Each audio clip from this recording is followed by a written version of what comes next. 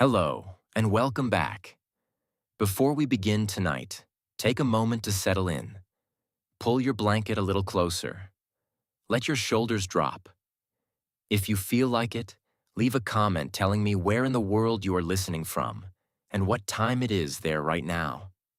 I love knowing that this quiet corner of history reaches people in so many different places: late nights and early mornings, cold rooms and warm beds. If this kind of slow, immersive storytelling helps you wind down, consider subscribing so you never miss another journey into the past.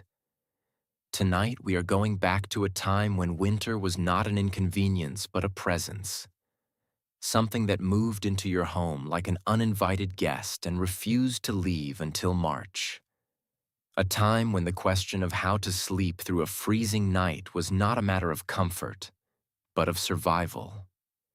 We are going to medieval Europe, and we are going to spend the night there, in the dark, in the cold, watching how the people of that age found rest in a world that gave them very few reasons to expect it.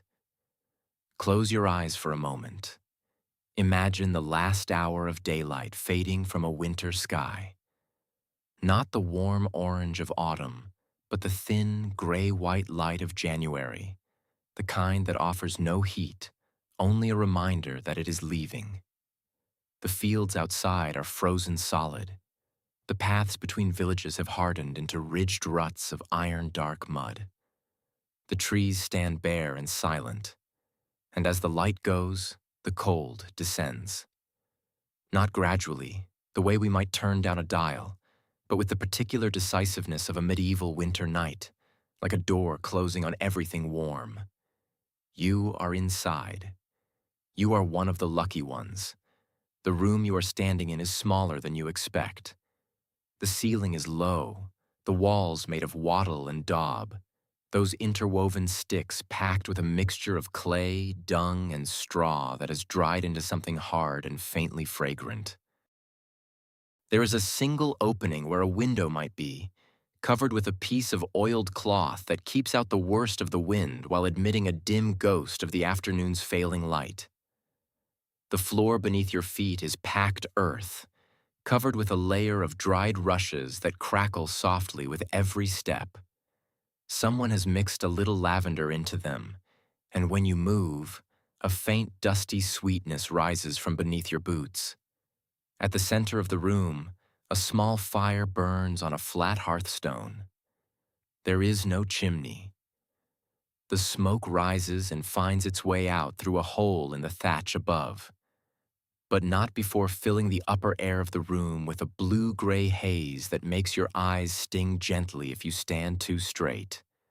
You learn quickly to crouch a little, to keep your head below the worst of it. This is one of the small daily adaptations of medieval life that no one ever wrote down, because everyone simply knew it. The fire is the room's only source of heat and light. It is not large. Every piece of wood that burns represents labor, the gathering of branches, the splitting and carrying, the careful rationing that stretches a winter supply from October to March. This fire's doing the work of a radiator, a stove, and a lamp all at once. You watch a woman add a single short log to it with the deliberateness of someone spending the last of their savings. Outside, the wind presses against the walls with a low, continuous moan. Sleep, in the medieval world, began much earlier than it does for us. Without candles to spare and with no electric light to extend the usable hours of the day, the darkness of a winter evening arrived like a natural boundary. Once the fire burned down and the light faded, there was little reason to remain awake. The cold that crept into the room after sunset was one of the most persuasive arguments for bed that has ever existed. But going to bed was not simply lying down. It was a process, a preparation. A small battle plan drawn up against the night. You watch the family in the cottage go through it now. The mother moves to a wooden chest and begins pulling things out. Not nightgowns in any modern sense, but layers. A heavy woolen shift that goes on over the lighter linen one already worn during the day. Thick woolen hose that will stay on the legs through the night. A close-fitting wool cap that ties beneath the chin. Without it, she has learned, the warmth the body labors to generate through the night escapes from the top of the head before morning ever comes. The children are dressed in the same way, each item pulled on with the practiced efficiency of a family that has done this every winter night for as long as they can remember. The youngest is barely awake. His mother ties the cap strings beneath his chin while he sways gently, his eyes already closing. She says something to him in a low voice, too quiet to catch, and he smiles faintly and leans against her shoulder. The father is already in the bed. It sits against the far wall, a low wooden frame filled with a mattress of rough linen stuffed with straw.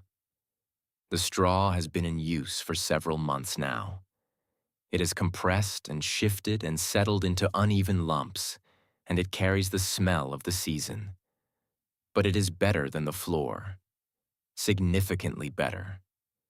The floor tonight will be close to freezing by morning. The straw mattress will be merely cold. Above it lie the blankets, 3 of them, each a different weight and shade of worn. They have been held near the fire before being laid in place, a small nightly ritual, carrying each blanket close to the heat until it is warm to the touch, then moving it quickly to the bed before the chill can find it again. The few minutes of warmth this buys are not nothing. They are the difference between climbing into a cold bed and climbing into one that greets you with the faint memory of heat.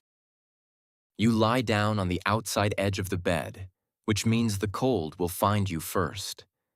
You feel the straw shift and crunch beneath you. The smallest child is in the middle, the warmest place, which is not so much a kindness as a calculation. Small children cannot generate enough heat on their own. They are placed between adults the way you might place a piece of bread between 2 warm hands, hoping to bring it back to life. The blankets are pulled up. The world above them is dim and cold and threaded with smoke. The world beneath them is your entire world now. You feel the warmth of the people on either side slowly reaching toward you through the layers. It is not comfortable in any modern sense.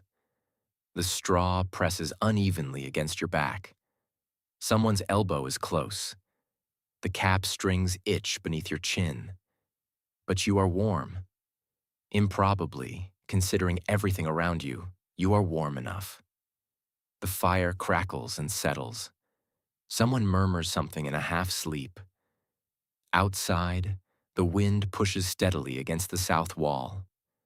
The cold is still there, pressing at every edge. But the circle of warmth you are lying within holds. Across the village, in the manor house on the hill, a different version of the same problem is being addressed with considerably more resources. The bed in the manor house is a structure. 4 carved oak posts rising from a heavy frame, hung with curtains of thick wool that can be drawn completely closed, making of the bed a small enclosed room within the room. The mattress is deep, a feather mattress laid over a wool mattress laid over a base of straw, each layer adding insulation and softness. The sheets are linen, laundered and pressed. Above them, heavy blankets, a fur coverlet across the top. Before the lord of the manor climbs into this elaborate arrangement, a servant has been through it with a warming pan, a flat metal dish on a long handle filled with glowing coals from the fireplace, slid between the sheets and moved slowly from foot to head until the linen holds the warmth. The smell it leaves behind is faintly metallic, and the sheets are barely perfectly warm when the Lord finally draws the curtains closed and settles into them. He's wearing a linen nightshirt of good quality, a warm robe over that, thick woolen hose, and a cap embroidered with his initials. His wife, on the other side of the bed, is similarly armored against the cold. Beside the bed, a small brazier of charcoal breathes a steady, almost invisible warmth. And yet, it would be wrong to assume that wealth made this truly comfortable. The great hall below the bedchamber is 40 feet high, and no fire, however large, can heat 40 feet of cold air in January. The stone walls have been absorbing winter since October, and they are radiating that cold now steadily through every surface. The Lord's breath, if you could see it, would still be visible inside his fine curtained bed. His hands, held above the covers for more than a minute, would feel it. The cold was not a problem that money solved. It was a problem that money managed, more gracefully, with less suffering. But it was never solved. There is a strange and beautiful thing that happened in the middle of medieval nights that most people today have never heard of. People did not sleep from dark until dawn in one unbroken stretch.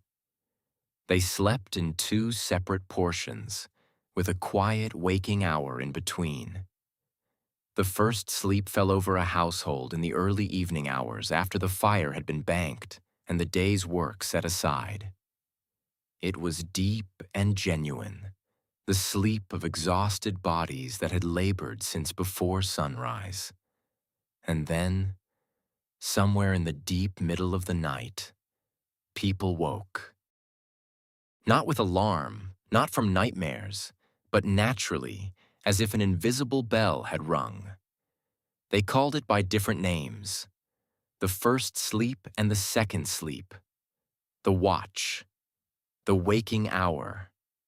Whatever the name, the practice appears so consistently in medieval records that historians now believe it was simply the natural human sleep pattern, the rhythm the body returns to when not forced by artificial light into a single compressed stretch of unconsciousness.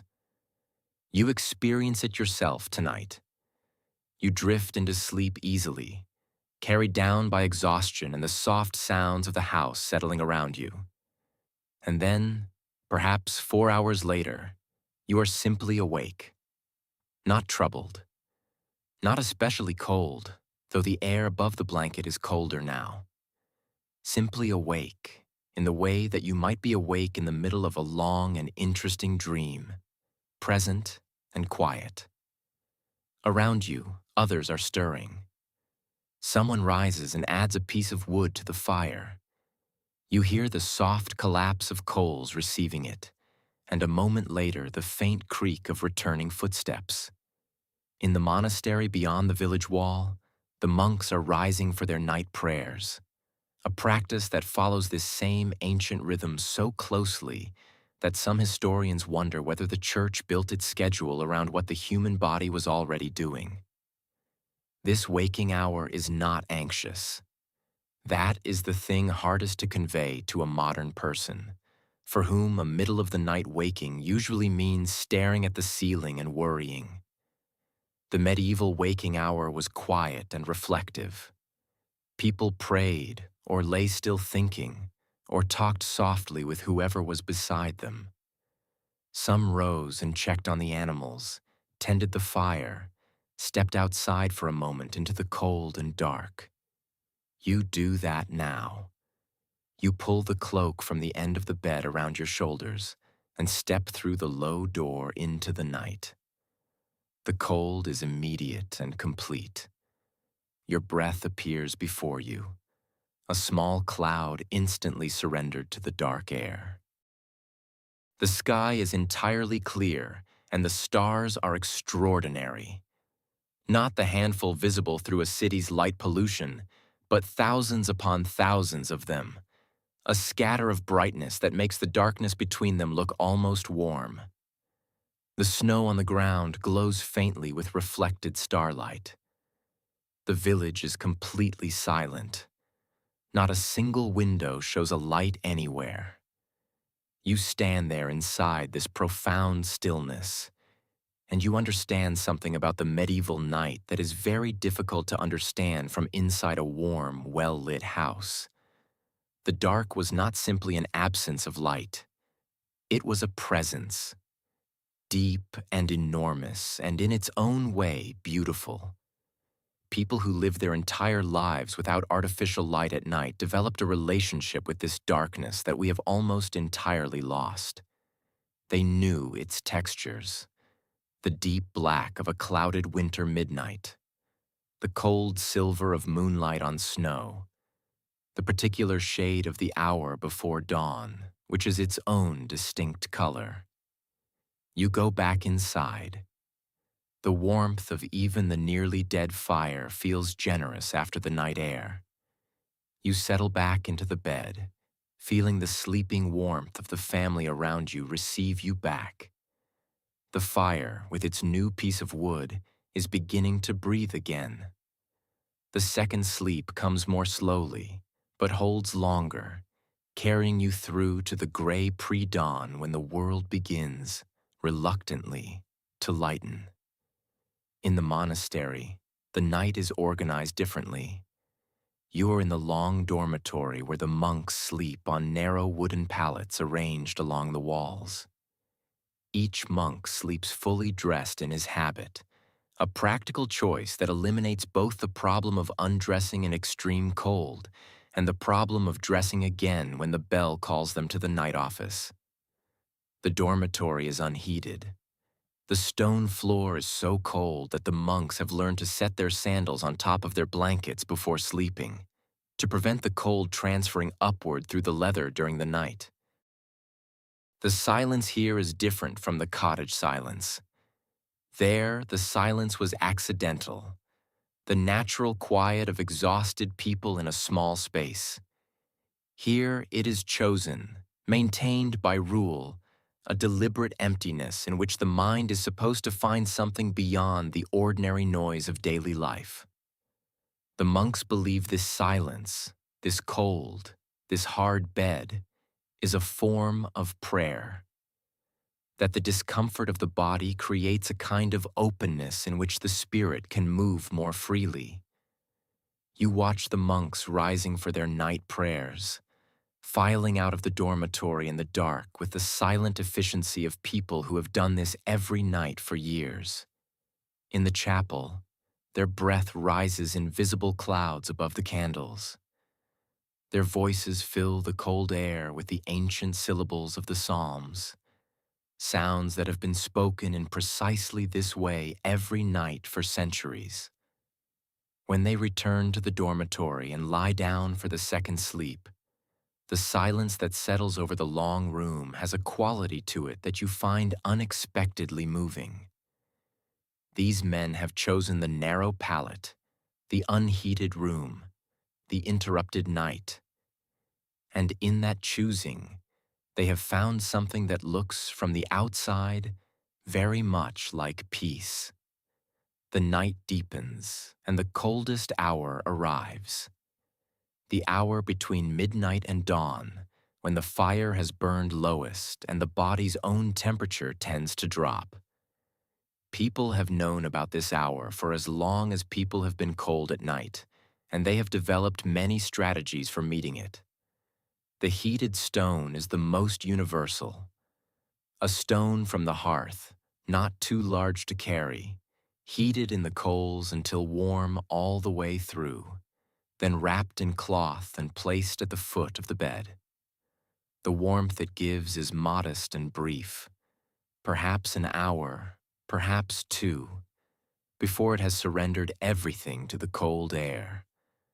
But that hour is the hour when sleep is hardest to find, and the stone meets it with a steady, reliable warmth. In wealthier households, the stone becomes a brass warming pan, a better tool, more efficient, but solving the same problem with the same principle. Heat stored, released slowly, warming the space where cold feet will soon be. The principle has not changed in 800 years. We are still doing it. We have only given the hot water bottle a more elegant shape. The dogs are doing their part as well. Small dogs, the breeds that noble ladies kept close, were reliable sources of warmth. A small dog curled against the legs generates a steady, living heat that is different from the heat of a stone because it responds and adjusts and does not cool in the night.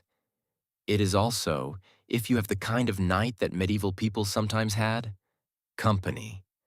Something warm and breathing that can be held against you in the dark. You reach down, and your hand finds the back of a small dog curled at the end of the bed. Its fur is warm under your fingers. It lifts its head for a moment, decides you are not a threat, and settles back against your feet with a long sigh. You close your eyes. Dreams came differently in the medieval world. Without the filtering effect of a busy, brightly lit day, without screens and noise and continuous interruption, the mind at night was closer to its own surfaces. The boundary between sleeping and waking was more permeable. The world that the dreaming mind produced felt, to those who experienced it, more immediate, more significant, more clearly a message from something beyond the self. People believed their dreams were sent by God, by saints, by the souls of the dead, by the natural world expressing itself in the language of the sleeping mind. A dream about fire might mean passion or danger.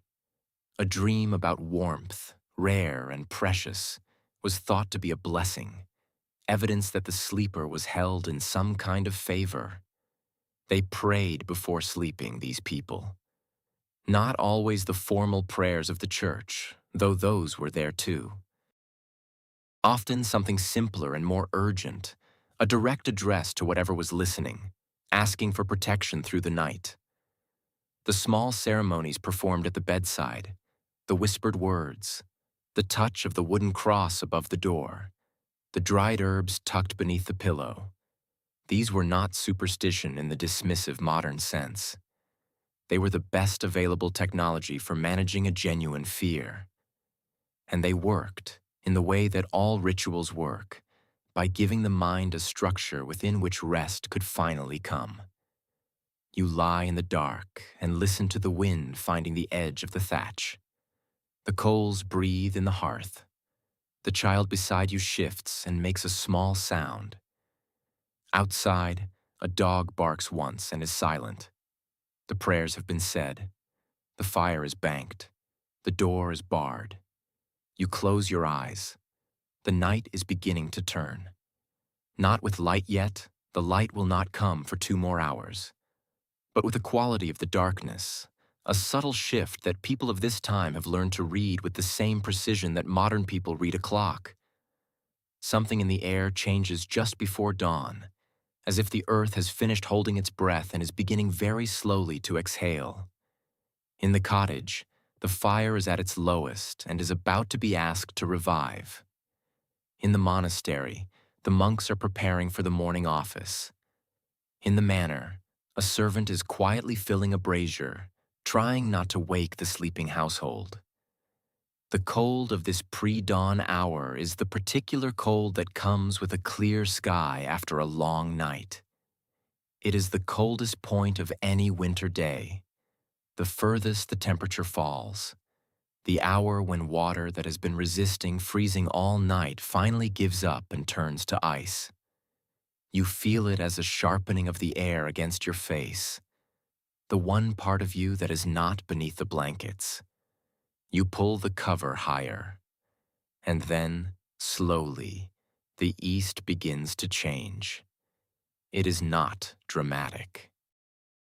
A medieval January dawn does not arrive with golden light and warmth.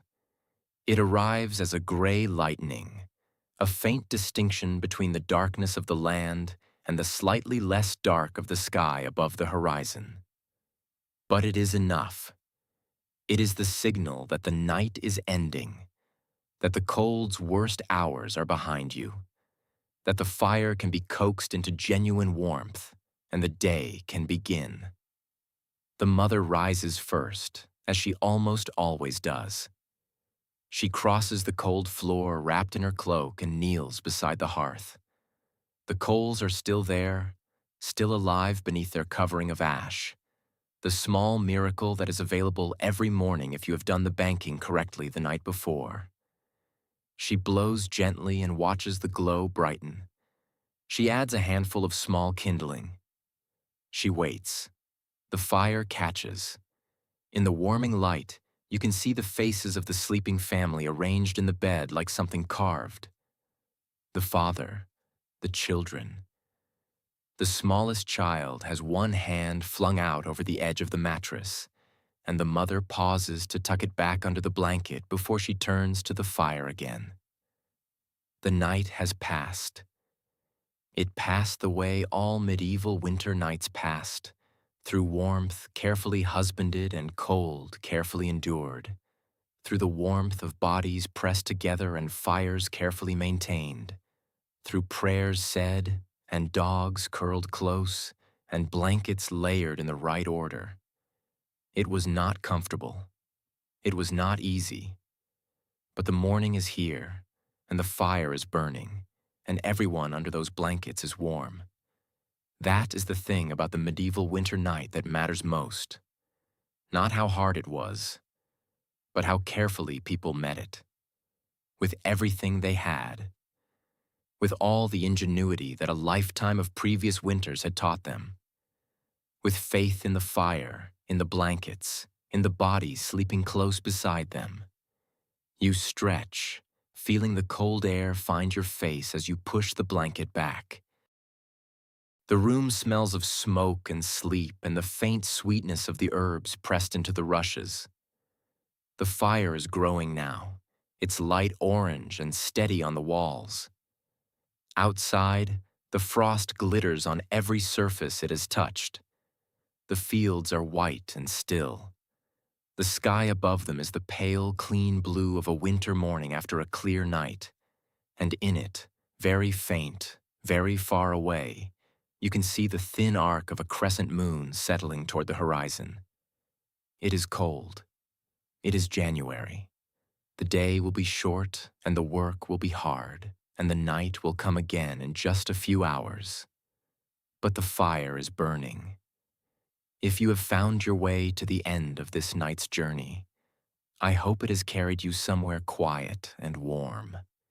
If this kind of slow, gentle storytelling is helpful to you, please subscribe. There are many more nights of history to walk through together. Leave a comment and tell me where in the world you are and what the temperature is wherever you are lying right now. Good night. Sleep well. The fire is burning and the dawn is coming and you are warm.